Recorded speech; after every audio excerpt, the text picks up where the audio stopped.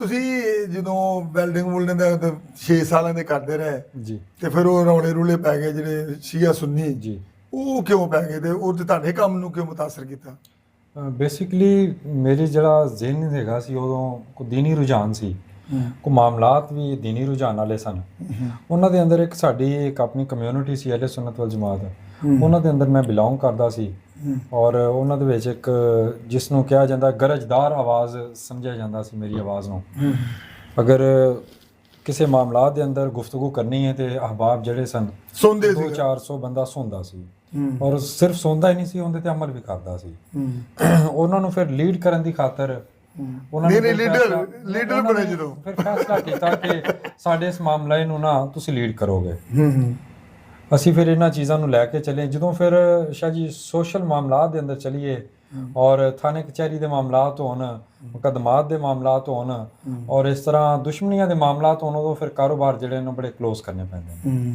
ਤੇ ਫਿਰ ਉਹ ਤੇ ਮਾਸ਼ਾਅੱਲਾ ਹੁਣ ਤੇ ਉਹ ਕੰਮ ਮੁੱਕ ਗਏ ਸ਼ੀਆ ਸੁੰਨੀ, ਹੁਣ ਕੀ ਕਰਦੇ ਹੋ ਕੰਮ? ਉਸ ਤੋਂ ਬਾਅਦ ਸ਼ਾਹ ਜੀ ਮੈਂ ਫਿਰ ਉਹਦੇ ਨਾਲ ਹੀ ਦੇਖਿਆ ਕਿ ਘਰ ਦਾ ਨਿਜ਼ਾਮ ਨਹੀਂ ਚੱਲਦਾ, ਉਹਦੇ ਨਾਲ ਸ਼ਾਹ ਜੀ ਮੈਂ ਫਿਰ ਪ੍ਰਾਪਰਟੀ ਦਾ ਕੰਮ ਸ਼ੁਰੂ ਕੀਤਾ। ਯਾਰ ਪ੍ਰਾਪਰਟੀ ਮੈਂ ਅੱਗੇ ਵੀ ਮੇਰੇ ਕੋਲ 2-3 ਬੰਦੇ ਆਏ ਪ੍ਰਾਪਰਟੀ ਡੀਲਰ ਹਾਈ ਸਾਹਿਬ, ਤੁਸੀਂ ਵੀ ਜ਼ਰਾ ਸੁਣੋ ਧਿਆਨ ਨਾਲ। ਉਹ ਨਾ ਉਮਰੇ ਦੇ ਅਸੀਂ ਗਏ ਸਾਂ। ਮੈਂ ਦੋਸਤੋ ਇੱਕ ਗੱਲ ਕਰਨਾ ਚਾਹੁੰਦਾ ਹਾਂ, ਮੈਂ ਸਾਰਿਆਂ ਨੂੰ ਬੁਰਾ ਨਹੀਂ ਆਉਂਦਾ ਲੇਕਿਨ ਮੈਂ ਇੱਕ ਕਹਾਣੀ ਸੁਣਾਉਣਾ ਚਾਹੁੰਦਾ ਹਾਂ। ਸਵਾਲ ਪੁੱਛਾਂਗੇ ਭਾਈ ਕੋਲ ਕਿ ਅਸੀਂ ਬੈਠੇ ਸਾਂ ਤੇ 4 ਬੰਦੇ ਨਾ ਉਮਰਾ ਕਰਕੇ ਆਏ ਤੇ ਬੰਦੇ ਤਨਜ਼ਨ ਕਹਿਣ ਰਹੇ ਕਿ ਮੈਨੂੰ ਪ੍ਰਾਪਰਟੀ ਡੀਲਰ ਲੱਗਦੇ ਨੇ, ਯਾਨੀ ਉਹਨਾਂ ਨੂੰ ਵੇਖ ਕੇ ਨਾ ਕਹਿੰਦੇ ਪ੍ਰਾਪਰਟੀ ਡੀਲਰ ਨੇ।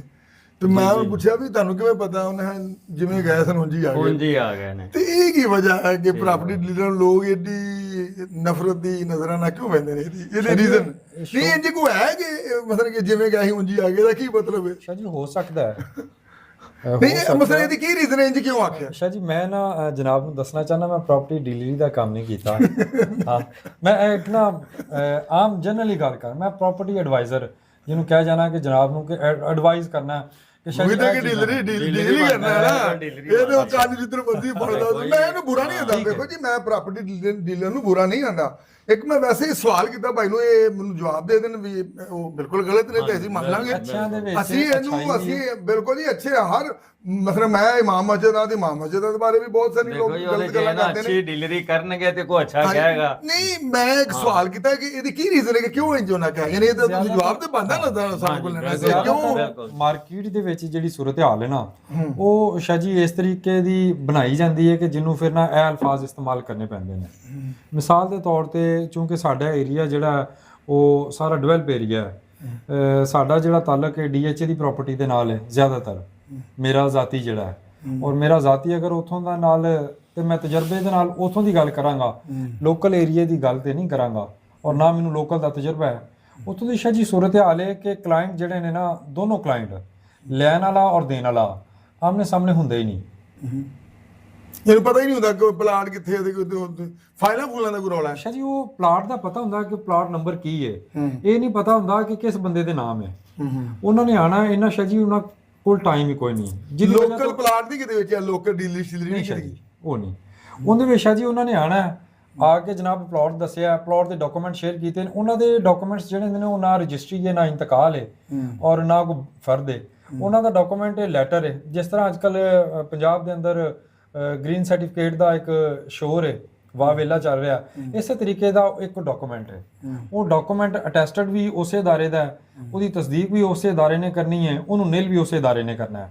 ਉਹ ਡਾਕੂਮੈਂਟ ਦੀ ਉਹਨਾਂ ਨੂੰ ਤਸਵੀਰ ਦੇਣੀ ਹੈ, ਵੈਰੀਫਿਕੇਸ਼ਨ ਲੈਣੀ ਹੈ। ਵੈਰੀਫਿਕੇਸ਼ਨ ਲੈ ਕੇ ਜਿਸ ਬੰਦੇ ਨੇ ਖਰੀਦਣਾ ਹੈ ਉਹ ਖਰੀਦਾਰ ਉਹਨੂੰ ਖੁਦ ਚੈੱਕ ਕਰਵਾ ਲਵੇ। ਜ਼ਿਆਦਾਤਰ ਦੇ ਸ਼ਾਹ ਜੀ ਉਹ ਡੀਲਰ ਦੇ ਕੋਲੋਂ ਕਰਵਾਉਂਦੇ ਨੇ।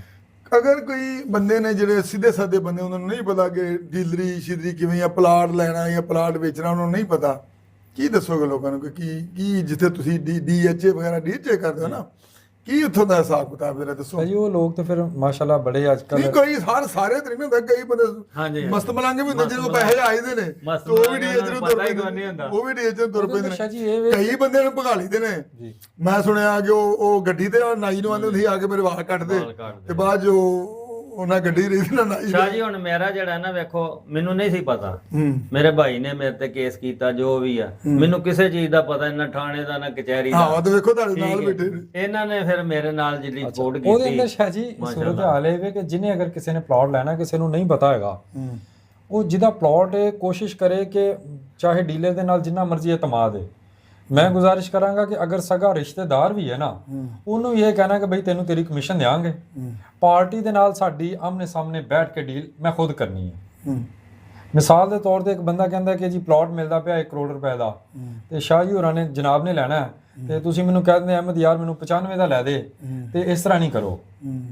ਤੁਸੀਂ ਜਿਹੜੀ ਆਫਰ ਦੇਣੀ ਹੈ ਨਾ ਉਹਦੇ ਰਾਉਂਡ ਬਾਉਂਡ ਦੇ ਦਿਓ, ਲੇਕਿਨ ਉਹਨਾਂ ਨੂੰ ਇਹ ਕਹੋ ਕਿ ਯਾਰ ਮੈਂ ਬੈਠ ਕੇ ਨਾ ਉਸ ਚੀਜ਼ ਨੂੰ ਖੁਦ ਡਿਸਕਸ ਕਰਾਂਗਾ। ਆਪ ਮੈਂ ਉਹਨੂੰ ਮਿਲਾਂਗਾ ਜਿੰਨੀ ਦੇਰ ਤੱਕ ਅੱਛਾ ਅਹਿਮਦ ਕਦੀ ਇੰਜ ਹੋਇਆ ਕਿ ਕੋਈ ਬੰਦਾ ਆ ਗਿਆ ਹੋਵੇ ਤੇ ਪਲਾਟ ਯਾਨੀ ਤੁਸੀਂ ਉਹਨੂੰ ਵਹਾਇਆ ਹੋਵੇ ਤੇ ਤੁਹਾਨੂੰ ਉਹ ਪਲਾਟ ਲੱਗੇ ਵੀ ਇਹ ਅਕਸਰ ਇੰਜ ਹੁੰਦਾ ਹੈ ਕਿ ਤੁਹਾਨੂੰ ਲੱਗੇ ਪਲਾਟ ਬਿਲਕੁਲ 2 ਨੰਬਰ ਤੇ ਬੰਦੇ ਨੂੰ ਤਾਂ ਫਿਰ ਇਹ ਤੇ ਇੱਥੇ ਦੇ ਹੁਣ ਪਤਾ ਨਹੀਂ ਪਲਾਜ਼ੇ ਪੈ ਜਾਣੇ ਨੇ, ਤੇ ਇੰਜ ਵੀ ਹੁੰਦਾ ਕਿ ਬੰਦਾ ਜਾ ਕੇ ਵੀ ਤੁਹਾਨੂੰ ਤੁਸੀਂ ਪਲਾਟ ਲੈ ਕੇ ਤੇ ਸਿਰ ਫੜ ਕੇ ਬਹਿ ਗਏ ਹੋ ਕਿ ਕੀ 2 ਨੰਬਰ ਪਲਾਟ ਲੈ ਲਿਆ, ਤੇ ਬਾਅਦ ਚ ਕੋਈ ਲੈਣ ਉਹਨੂੰ ਹੀ ਆਵੇ ਤੁਸੀਂ ਆਖੋ ਜੀ ਇਹ ਤੇ ਬਸ ਆਖਰੀ ਜਗ੍ਹਾ ਹੈ, ਇਹ ਤੇ ਜਲਦੀ ਮੇਰੇ ਕੋਲ 7 ਬੰਦੇ ਆਏ ਨੇ ਬਸ ਤੂੰ ਆਪਣਾ ਬੰਦਾ ਤੈਨੂੰ ਵੇਚਿਆ। ਇੰਜ ਕਦੀ ਹੈ ਕਿ ਤੁਹਾਡੇ ਦਿਲ ਚ ਕੁਝ ਹੋਰ ਹੋਵੇ ਤੇ ਅਗਲੇ ਨੂੰ ਕੁਝ ਹੋਰ ਕਿਹਾ? ਮੈਂ ਗੁਜ਼ਾਰਿਸ਼ ਕੀਤੀ ਕਿ ਮੈਂ ਕੀਤਾ DHA ਦਾ ਕੰਮ, ਤੇ DHA ਦੇ ਵਿੱਚ ਇਹ ਚੀਜ਼ਾਂ ਨਹੀਂ ਆ ਰਹੀਆਂ। DHA ਦੇ ਵਿੱਚ ਜਿਹੜਾ ਇੱਕ ਮੈਪ ਚੱਲਦਾ ਪਿਆ ਨਾ, ਨਕਸ਼ਾ ਜਿਹੜਾ ਚੱਲਦਾ ਪਿਆ, ਉਹ ਨਕਸ਼ਾ ਪਹਿਲੇ ਤੋਂ ਲੈ ਕੇ ਆਖਰ ਤੱਕ ਉਹੀ ਹੈ। ਉਹਦੇ ਅੰਦਰ ਇਹ ਨਹੀਂ ਹੋਣਾ ਕਿ ਇੱਥੇ ਹੁਣ ਫਲਾਣੀ ਚੀਜ਼ ਬਣ ਜਾਣੀ ਹੈ, ਇੱਥੇ ਫਲਾਂ ਚੀਜ਼ ਬਣ ਜਾਣੀ ਹੈ, ਫਲਾਂ ਚੀਜ਼ ਬਣ ਜਾਣੀ ਹੈ, ਉੱਥੇ ਇਹ ਚੀਜ਼ਾਂ ਨਹੀਂ ਹੈ। ਅਗਰ ਮੈਂ ਨਹੀਂ ਉਹ ਜੇ DHA ਵੀ ਥੋੜੀ ਬਹੁਤੀ ਚਲਾਕੀ ਚੱਲਦੀ ਕਿ ਨਹੀਂ? ਸ਼ਾਹ ਜੀ ਚਲਾਕੀਆਂ DHA ਦੇ ਅੰਦਰ ਇੱਥੇ ਕੀ ਚਲਾਕੀ ਚੱਲਦੀ? DHA ਕੋਈ ਬੰਦਾ ਚਲਾਕ ਜੋ ਚਲਾਵੇ ਤੇ ਕੀ ਚਲਾਕੀ ਚਲਾਉਂਦਾ? ਸ਼ਾਹ ਜੀ ਚਲਾਕੀਆਂ ਉੱਥੇ ਅੰਦਰ ਇਹ ਨੇ ਕਿ ਇੱਕ ਬੰਦੇ ਨੂੰ ਫੋਰਨਰ ਲੋਕ ਨੇ ਬਾਹਰ ਬੈਠੇ ਨੇ, ਉਹਨਾਂ ਨੂੰ ਪਤਾ ਹੀ ਨਹੀਂ ਕਿ ਇਲਾਕੇ 'ਚ ਮਾਰਕੀਟ ਕੀ ਹੈ। ਫੋਨ ਤੇ ਗੱਲ ਹੋਈ ਹੈ ਕਿ ਜਨਾਬ ਮੈਨੂੰ ਇੱਥੇ ਪਲਾਟ ਚਾਹੀਦਾ ਤੇ ਜਾਂ ਮਕਾਨ ਚਾਹੀਦਾ ਤੇ ਮੈਂ ਪੈਸੇ ਤੁਹਾਨੂੰ ਭਿਜਵਾ ਦੇਣਾ। ਉਹ ਜਿਹੜਾ ਪ੍ਰਾਪਰਟੀ ਡੀਲਰ ਹੈ ਉਹ ਉਸ ਬੰਦੇ ਨੇ ਹੀ ਸਾਰੀ ਗੇਮ ਚਲਾਣੀ ਹੈ, ਤੇ ਉਹਨੂੰ 4 ਕਰੋੜ ਰੁਪਏ ਦਾ ਦੱਸ ਕੇ ਅੱਗੋਂ ਲੈਣਾ ਸ਼ਾਹ ਜੀ 2.5 ਦਾ ਵੀ, 3.25 ਦਾ ਵੀ ਲੱਭ ਜਾਣਾ। ਯਾਨੀ ਇੰਜ ਵੀ ਹੋ ਜਾਂਦਾ। ਹਾਂ ਕਿੰਨੇ ਕੁ ਪੈਸੇ ਇੱਕ ਦਿਨ ਚ ਕਮਾਇਆ ਵੱਧ ਤੋਂ ਵੱਧ? ਚਲੋ ਘਰਦਿਆਂ ਨੂੰ ਪਤਾ ਹੀ ਹੋਣਾ ਹੈ ਕਿਉਂ ਜੀ ਆਈ ਸਾਹਿਬ, ਇੱਕ ਦਿਨ ਵੱਧ ਤੋਂ ਵੱਧ ਕਿੰਨੇ ਪੈਸੇ ਕਮਾਏ ਇੱਕ ਦਿਨ ਚ? ਜਦੋਂ ਜਾਂਦੇ ਅੱਜ ਮੇਰੀ ਲੱਗ ਗਈ ਹੈ, ਉਹ ਜਿਹਨੂੰ ਲੱਗ ਗਈ ਜਾਂਦੇ ਨੇ ਜਦੋਂ ਦਿਲ ਨੂੰ ਲੱਗਦੇ 12 ਲੱਖ ਰੁਪਏ। ਬੜੀ ਗੱਲ ਹੈ ਜੀ ਆਈ ਸਾਹਿਬ, ਤੁਸੀਂ ਮਾਸ਼ਾਅੱਲਾ ਤੇ 12 ਲੱਖ ਰੁਪਏ ਇੱਕ ਦਿਨ ਚ ਕਮਾਇਆ। ਤੁਸੀਂ ਇੱਕ ਦਿਨ ਚ ਕਿੰਨੇ ਪੈਸੇ ਕਮਾਏ ਜੀ? ਉਸ ਤੋਂ ਬਾਅਦ ਕੀਤਾ ਕੀ ਜਦੋਂ ਆਏ ਤਾਂ ਆ ਕੇ ਤੇ ਆਪਣਾ ਕਾਰੋਬਾਰ ਕੀਤਾ? ਕੀ ਕੰਮ ਕੀਤਾ? ਹਾਂਜੀ ਆਪਣਾ ਲੱਕੜੀ ਦਾ ਕੰਮ ਸ਼ੁਰੂ ਕੀਤਾ। ਪਹਿਲੇ ਹਾਰਾ ਰੱਖਿਆ ਸਾ, ਵੱਡਾ ਹਾਰਾ ਲਾਇਆ ਸੀ ਲੱਕੜੀ ਦਾ, ਮਜ਼ਦੂਰੀ ਕੀਤੀ ਸਾਰੀ। ਉਸ ਤੋਂ ਬਾਅਦ ਜਿਹੜਾ ਸਾਰੇ ਤਕਰੀਬਨ ਜਿਹੜਾ ਨਾ ਕੋਈ ਇੰਨੀ ਪਹਿਲੇ ਪ੍ਰੋਫਿਟ ਕੋਈ ਨਹੀਂ ਸੀ ਹੈਗਾ। ਹੁਣ ਵੀ ਹਿਸਾਬ ਨਾਲ ਨਾ ਇਸ ਤਰ੍ਹਾਂ ਹੀ ਆ, ਕਿਉਂਕਿ ਬਿਜਲੀ ਇੰਨੀ ਕੁ ਮਹਿੰਗੀ ਹੋ ਗਈ।